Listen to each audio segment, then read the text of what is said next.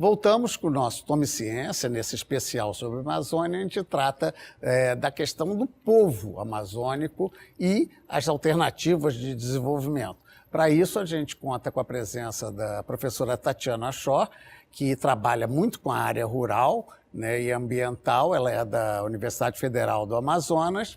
O Glademir Salles dos Santos, que trabalha no projeto de Nova Cartografia Social, e o professor Marcelo Seráfico, que é sociólogo e trabalha com Estado, desigualdade e desenvolvimento também na Universidade Federal do Amazonas, a UFAM. Já que eu citei todos vocês no último bloco, resta já antecipadamente agradecer a colaboração da presença de vocês. E já comprometê-los com uma promessa. Nós temos no nosso site um setor onde você pode saber mais do assunto. Certamente a gente não tem na capacidade do programa, né, a possibilidade de abarcar tudo que é possível, mas eu estou obrigando-os aqui a assumir o compromisso de nos indicar links ou livros que sejam indispensáveis para um maior conhecimento, não exatamente de nenhum técnico, nenhum doutor, mas do conhecimento da população. E, para isso, você basta entrar no site do programa, que é o www.tomeciencia.com.br, e procurar lá o Saber Mais. Você, então, vai ter condições de pesquisar sobre esse e outros assuntos que o programa trata. Além disso, se você tiver algum palpite, opinião, sugestão, direto, né, no caso, não sei se é por Facebook ou o YouTube, você pode mandar um e-mail para ideias@tomeciencia.com.br. Bem, estamos chegando então nesse final. Que questão maior deveria ser? Para onde a gente vai? Quais são as alternativas de desenvolvimento e as alternativas para a população, no caso da região amazônica como um todo? Quer começar, Marcelo? Posso fazer um comentário bastante geral? Sim. Primeiro, que noção a gente pode usar para pensar desenvolvimento? A gente pensa o desenvolvimento como esse processo através do qual nós nos apropriamos, produzimos e nos apropriamos da riqueza, de acordo com determinados interesses. Me parece que um grande desafio é como democratizar a riqueza produzida na região. E aí eu não falo apenas do Amazonas, mas falo do Pará, que tem um exemplo conspícuo de um exportador líquido de riqueza por conta da exploração de minérios. Sim. No Amazonas, Carajás, no caso. Exatamente. No Amazonas ocorre coisa semelhante. Então, um desafio para a própria academia, mas um desafio também para movimentos sociais, partidos políticos, tem a ver com uma espécie de comparação entre o que são o faturamento do polo industrial de Manaus, por exemplo, a arrecadação do governo estadual e, digamos assim, a melhoria ou não dos indicadores de desenvolvimento, de acesso à saúde, educação, à água, enfim, a tudo aquilo que é considerado constitucionalmente como pré-requisito para você ser cidadão. Então, acho que esse é um desafio ao mesmo tempo acadêmico e político. Do ponto de vista, digamos, das questões mais específicas que nós estamos discutindo aqui, eu acho que cabe reconhecer, primeiro, que a Amazônia é urbana e rural. A Amazônia não é floresta. Eu acho que a Tatiana chamou a atenção para esse ponto desde o início. Há uma espécie de visão mística no Brasil sobre a Amazônia. A Amazônia como ecologia, a Amazônia como ecossistema. A gente só pensa lá em floresta e água. Exatamente. E, no final das contas, as questões relativas à economia, política e cultura vão sendo deixadas de lado e esse vasto território, que ocupa mais da metade do território brasileiro, passa a ser visto como um território não habitado ou no qual não há forças sociais se movimentando. O que serve só para melhorar o ar do mundo. Exatamente. E forças sociais mundiais, muitas delas, não é? O que é, no caso da Zona Franca, quem são as grandes empresas que estão aqui? Quais são? São quase todas transnacionais.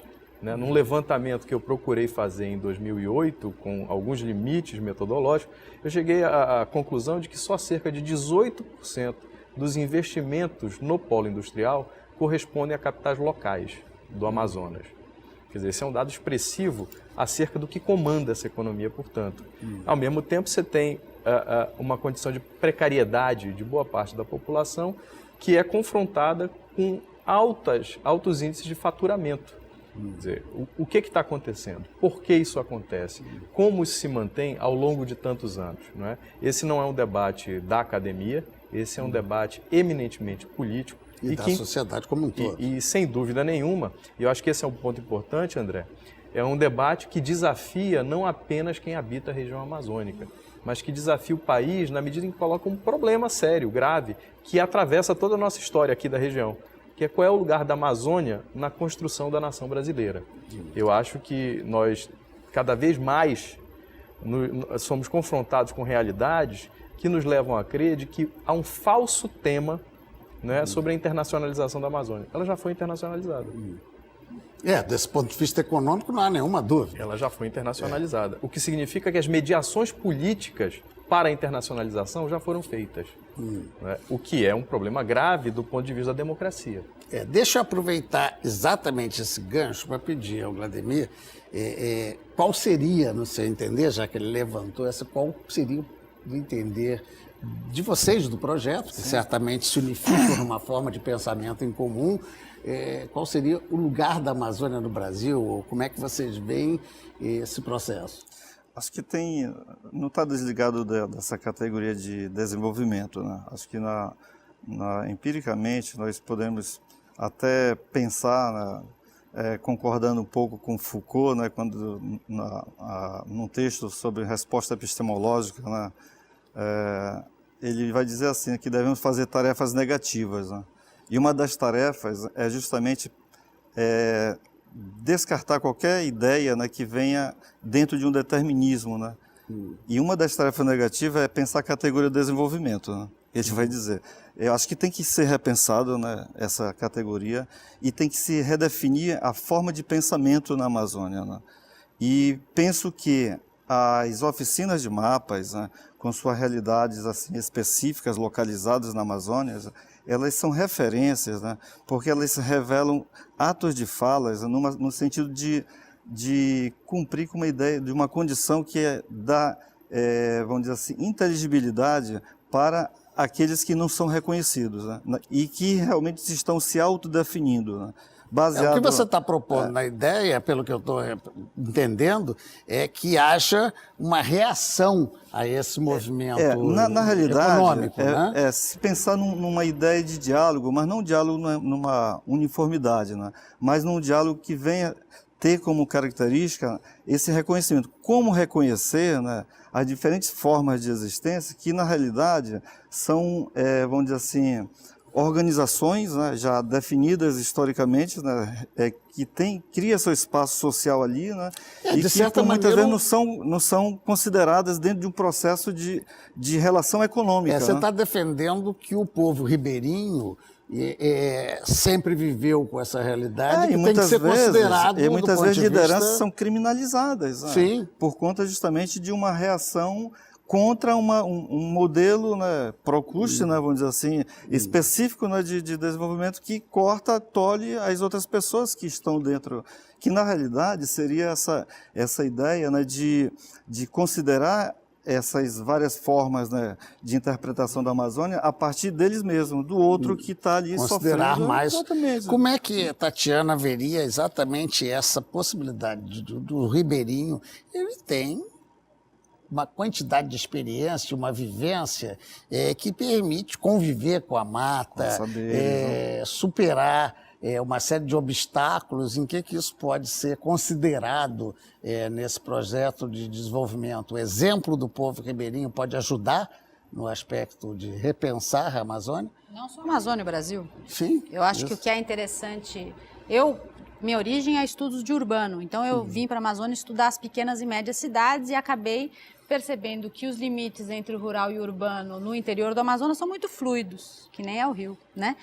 E a importância dessas relações e como as cidades se organizam com o que a gente chama aqui de interior do município. Nós somos tão grandes os nossos municípios que a gente fala interior do município, né?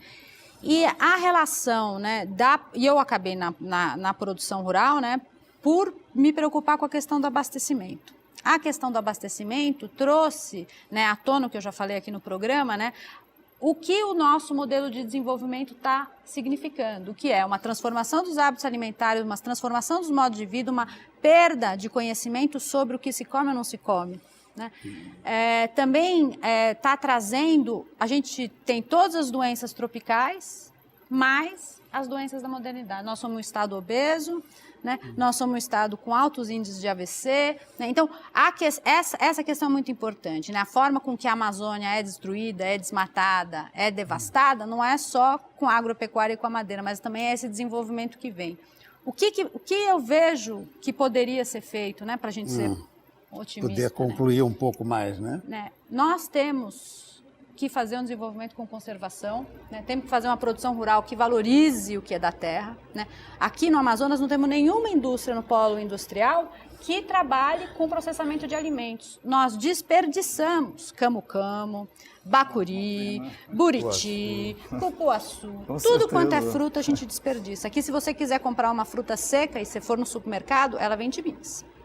Nós desperdiçamos banana, né? Nós desperdiçamos peixe. Então, acho que um projeto de desenvolvimento para o Amazonas, industrial, inclusive, e para o interior, inclusive, seria de processamento de alimentos produzidos não na monocultura.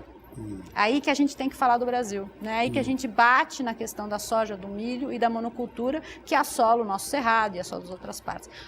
O que é muito interessante, eu vou dar um exemplo de um projeto do governo, que não é 100%, que não está 100%, mas é interessante, porque ele vincula a política ambiental com o desenvolvimento do interior do estado, que é a fábrica de processamento de pirarucu salgado na cidade de Maraã, que até então nem existia no mapa, as pessoas não conheciam, né?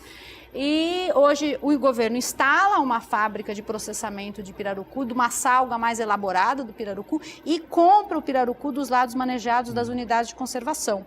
Então, ele viabiliza economicamente uma política ambiental de unidade de conservação, que é necessário. Ele leva o desenvolvimento para um interior mesmo, interiorzão do Amazonas, Rio Japurá, né?